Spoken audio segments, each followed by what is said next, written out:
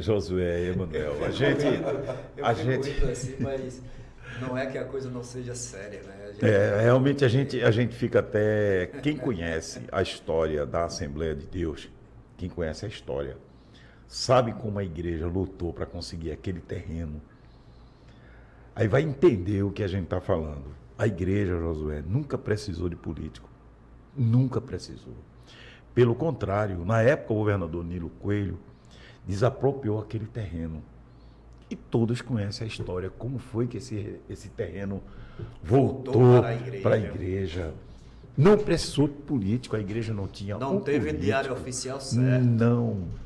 Foi a Glória obediência do pastor, na época, obedecendo. Bendito seja o nome do Senhor. O Nilo Coelho, todo poderoso governador da época, chegou e intimou o pastor, que na época era o pastor Zé Amaro, para o pastor Zé Amaro comparecer no palácio do Campo das Princesas, porque o governador estava chamando. Fale mais alto, porque essa história é um testemunho tão bonito, um pouco que o governador estava o chamando. Foi intimado. Foi intimado pelo governador.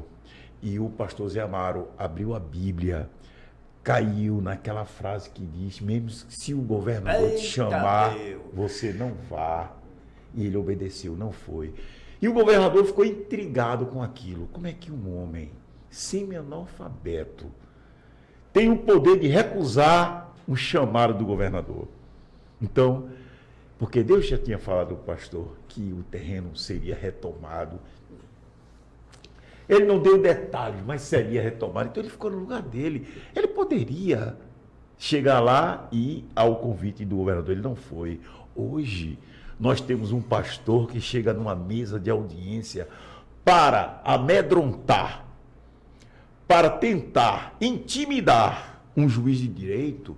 Chega para ele e diz, doutor, o governador vai na minha casa. O governador me considera tanto que vai no meu aniversário. E eu digo, não precisa trazer presente, governador. Ele demonstrou intimidade com o governador. Veja que diferença. Então, naquela época, Josué, nós tínhamos sim aquela igreja verdadeira, aquela igreja sofredora. Aquela igreja, Josué, a gente poderia dizer, era a igreja que vivia nas cavernas quando os romanos corriam para a matança. Aquela igreja era a igreja que está lá na África. Se você confirmar que é cristão, vou arrancar seu pescoço agora e fazer aquela fila e cortar o pescoço. A gente tem relatos e mais relatos. A igreja clandestina na China, na Rússia, a igreja era aquela igreja, a igreja de hoje. A igreja de hoje não. A igreja de hoje é uma igreja que está em sintonia com esse pessoal. Não tem diferenciação, Emanuel, mas entre igreja e... Está conformada com o mundo. Totalmente. Né? Então, a gente vê a diferença de a igreja de outrora e a igreja de agora. A igreja de outrora, o único irmão que tinha um carro lá na Encruzilhada era o marido da irmã Albertina, que foi a fundadora do Círculo de Oração. O esposo dela era o único que tinha carro. Todo mundo ia de ônibus, ia a pé, de bicicleta. Lá para o Templo Central, em Encruzilhada. Eu peguei essa época. A igreja foi crescendo, evoluindo, foi perdendo a sua essência, a sua característica. Aquela característica que Dom Helder Câmara falou para as pessoas que estavam criticando. Você sabe muito bem disso, Emanuel. Porque estavam nos valados, nas favelas, pregando o evangelho. Dependia. Pregava a verdadeira pregação de Jesus. Porque Jesus vivia assim, Josué. Jesus não vivia em palácios. Pelo contrário, os governadores, os líderes religiosos da época perseguiam Jesus exatamente por isso. Exatamente. Porque Jesus denunciava, Jesus não se conformava com aquela idolatria da época, aquela religiosidade que, na verdade, levava ao erro. A mesma coisa hoje, esses homens quando sobem no púlpito, que começam a pregar, toda a pregação cai por terra quando você vê ele sair naquele carrão, ele ter fazenda, ele deixa a política, cai tudo por terra. Você está entendendo? Porque você vai dar credibilidade, Emanuel, a uma pregação em que você só prega prosperidade e riqueza, enquanto o povo, a grande maioria, está passando fome? Tirando dinheiro de viúvas, dinheiro de aposentados, porque isso aí não é novidade, não. Foram pegos em áudios e dizendo, olha, vamos atrás dos idosos, porque são os idosos aposentados que sustentam a obra. Tá isso nunca, veja só, isso nunca aconteceu com a Igreja Evangélica Assembleia de Deus de Pernambuco, talvez eu quero dizer, José, até do Brasil, porque os áudios que estão espalhados pelas redes sociais, o pastor Sérgio dizendo, olha gente, é o seguinte, a gente vai ter que nem pagar salário esse mês, nem eu vou receber meu salário, e vocês também não vão receber não, porque existe um grupo que recebe salários, e eles estavam pedindo para que eles visitassem a casa dos aposentados da igreja para pegar o dízimo. Visite lá, e não queira falar com o filho não, veja que ousadia. A igreja agora é dono da ovelha. Não fale com os filhos não, quer dizer, um desrespeito, uma afronta à família. Se a igreja tem que abençoar a família, ela afronta quando diz, vá na casa do aposentado e queira conversa com o aposentado. Não queira saber da opinião do filho. Isso é uma afronta muito grande. E isso foi feito aqui na igreja de Recife. Sérgio, quem era tu, hein, Sérgio? Meu amigo, pastor, a tua voz circulando aí. Tu devia ter vergonha, homem. Tu vai pagar muito caro por isso aí, porque Deus, ele não tem o culpado por inocente, não. E você tem culpa porque você obrigou os seus auxiliares a visitarem os aposentados, não considerarem os filhos e pedirem oferta. E mandou os irmãos comer sardinha. E ovo. Você não tem vergonha não, meu irmão? Sérgio, tu é meu amigo, tu era tão crente direito, agora para se submeter a esse presidente, se ele vai para o inferno, tu vai também, homem. Porque tu estás obedecendo a ele. Recentemente morreu um grande assim, que grande só existe Deus, mas um nome conhecido, um pastor, né, que disse no testemunho dele, tem que obedecer o pastor, tem que obedecer o ministério da igreja. Mas meu amigo João Fernandes, que veio de Petrolina, que agora morreu recentemente, que todo mundo chamou João Fernandes de santo. João Fernandes, tu lembra, tu agora não pode me ouvir mais, porque tu já está num lugar que eu não sei se é céu, quem vai dizer é Deus, quem vai lhe julgar, viu, João Fernandes? E se você que é filho dele está me ouvindo, que é brabo, que é pastor lá do interior, que bota queixão lá para as irmãs, que tirou a dirigente de oração lá do interior, que humilhou a irmã, tu que é filho de João Fernandes, tu pensa que teu pai está no céu, é? Teu pai talvez não vá para o céu não, sabe por quê? Porque ele pediu voto para Ailton, ele comprou voto no dinheiro, ofereceu vantagem a muitos evangelistas para votar no pastor Ailton na eleição da igreja, doutor Miguel. E esse pecado, se ele não pediu perdão, e aí? Porque está todo mundo colocando nas redes sociais aí, morreu um grande homem de Deus. Quem conhecia João Fernandes era Emanuel Alexandre. Esse presbítero, como vocês usam, esse presbítero que vos fala, conhecia João Fernandes em Petrolina, conhecia João Fernandes lá em São Lourenço da Mata, que pegou aquele campo, Josué, e começou a oprimir muita gente. Com aquele risozinho dele, assim, fazia assim, com os dentes assim, com aquele jeito de santo. Quem conhece João Fernandes e os filhos sou eu. Vocês que são pastores, filhos de João Fernandes, não sigam o exemplo do seu pai, que votou em Ailton para ter vantagem. Foi contra o pastor Almeida, não permitiu que o corpo do pastor Almeida fosse velado no Templo Central. Negaram uma despedida de honra de um grande pastor Almeida, né? Severino Alves de Almeida. O corpo foi velado na igreja do genro de André Barbosa. Não teve a honra de ser velado no Templo Central, num lugar que ele tanto lutou durante 21 anos ao lado do pastor Zé Leôncio da Silva. E agora João Fernandes morreu, botaram o corpo e fizeram aquela honraria toda, mas João Fernandes comprou voto, pediu voto. Aí você que não conhece da história, aí diz, morreu um santo homem de Deus. Quem sabe quem é João Fernandes é Manuel Alexandre. Para não dizer outros nomes, né? Porque se eu citar alguns nomes aqui, é capaz de Ailton demitir. Porque foram pastores que andaram com João Fernandes pelo sertão. Com o pastor Dário Tavares de Almeida, que ofereceu R$2.000 a um amigo meu evangelista para votar em Ailton José Alves em 1998. São histórias que vocês não conhecem. São histórias que vocês nunca viram, mas eu estava lá, participei. E o pastor Almeida, que Deus, né, já sabe que está num lugar bom, eu disse, pastor Almeida, o senhor vai ficar no tempo central aqui? Irmão, eu estou entregando a Jesus, eu estou orando. Olha, enquanto o senhor está de braços aí, cruzado, sentado aqui no tempo central, pastor Dário, evangelista Noé, João Fernandes, aquele outro de Palmares, Josué, que eu esqueci o nome, tu sabe?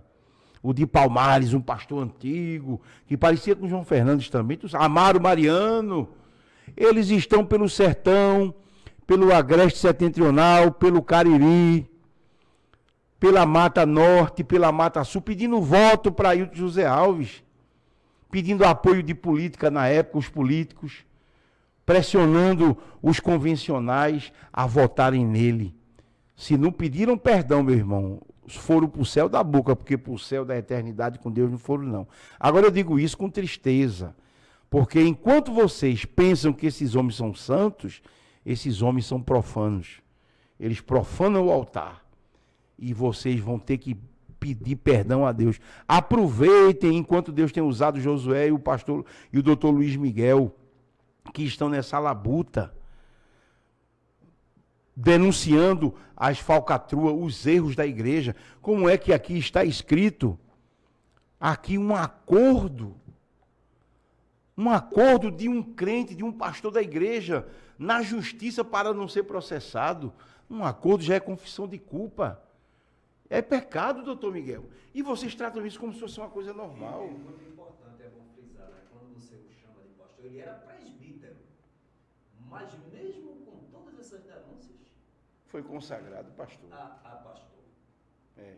Enquanto tem muitos homens, e já teve, não sei se ainda tem, chorando, que tem os preparos, né? Tanto materiais como espiritual principalmente, estão lá no fundo do esquecimento.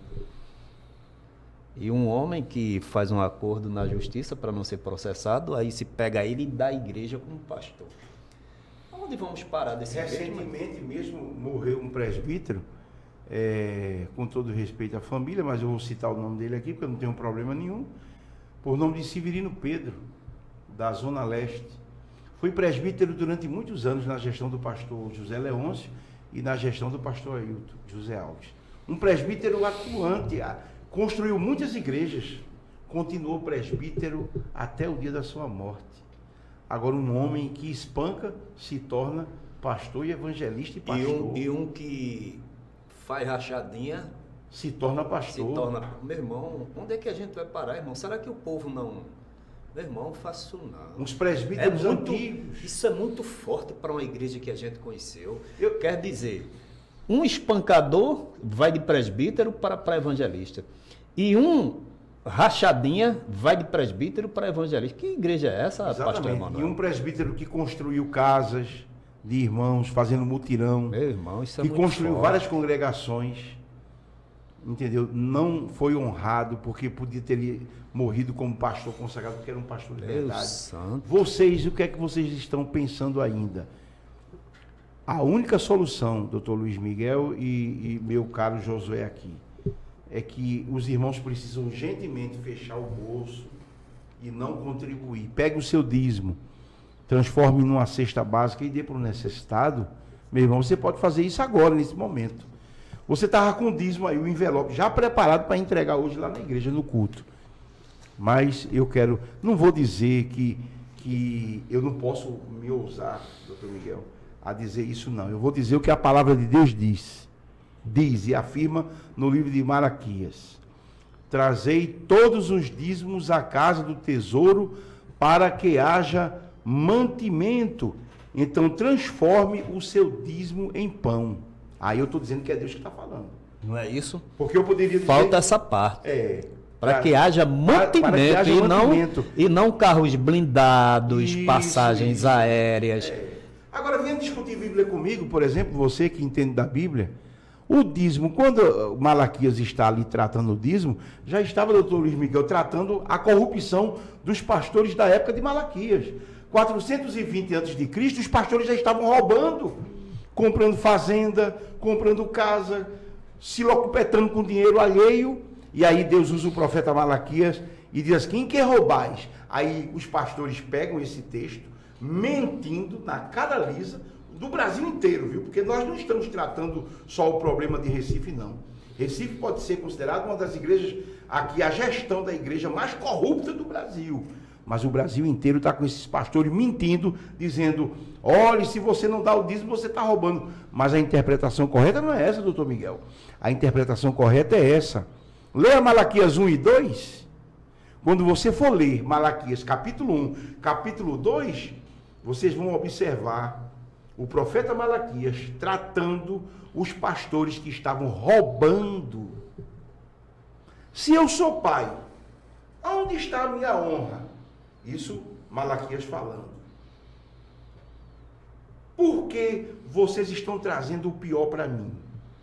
Então ele está retratando em Malaquias capítulo 1 e capítulo 2 a corrupção dos pastores 420 antes de Cristo nascer.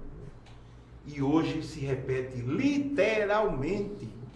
Literalmente, os pastores do Brasil inteiro, a maioria, não todos, mas uma boa quantidade de pastores roubando os dízimos, comprando aviões, helicópteros, fazendas, casas de luxo com piscina, entendeu? Empresas, lavando dinheiro, irmãos, dinheiro ilícito. Quer que eu diga uma coisa para vocês? Pastores do Brasil viajando para a Colômbia e para a Bolívia. Para quê, irmãos? Eu não posso falar, mas vocês sabem.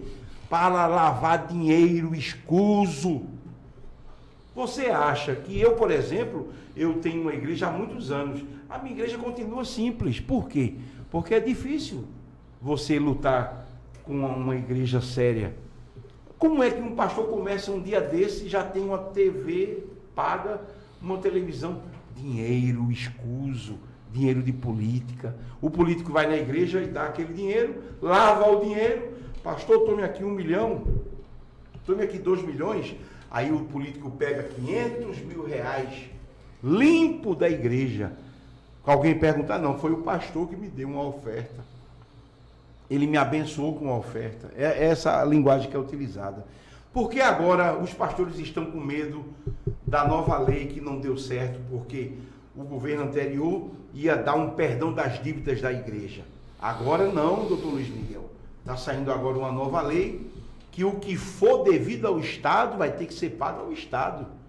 O dinheiro, Josué, que for dado de oferta, esse dinheiro sim, que for para a manutenção da igreja, esse sofrerá a isenção.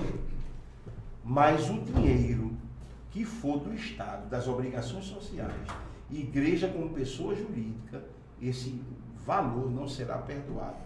O leão irá cobrar. Porque a Bíblia diz, o próprio Jesus disse, dai a César o que é de César e a Deus o que é de Deus. Por que eu agora vou querer que a igreja não pague imposto? A igreja tem que pagar suas obrigações. Porque a igreja tem empregados. Tem as pessoas que dependem do INSS, dependem do Fundo de Garantia, das obrigações sociais, do plano de saúde.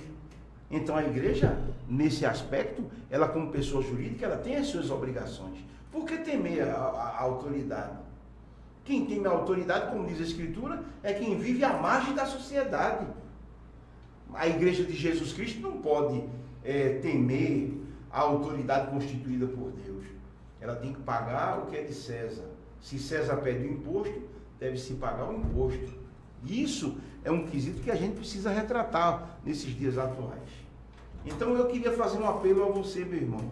Sinceramente, o Brasil inteiro, o pastor José Web Bezerra da Costa, numa live que você pode ver aí, está nas mídias sociais, falando que precisa que o prefeito da cidade trate primeiro com ele a verba que é onde vai ser usada.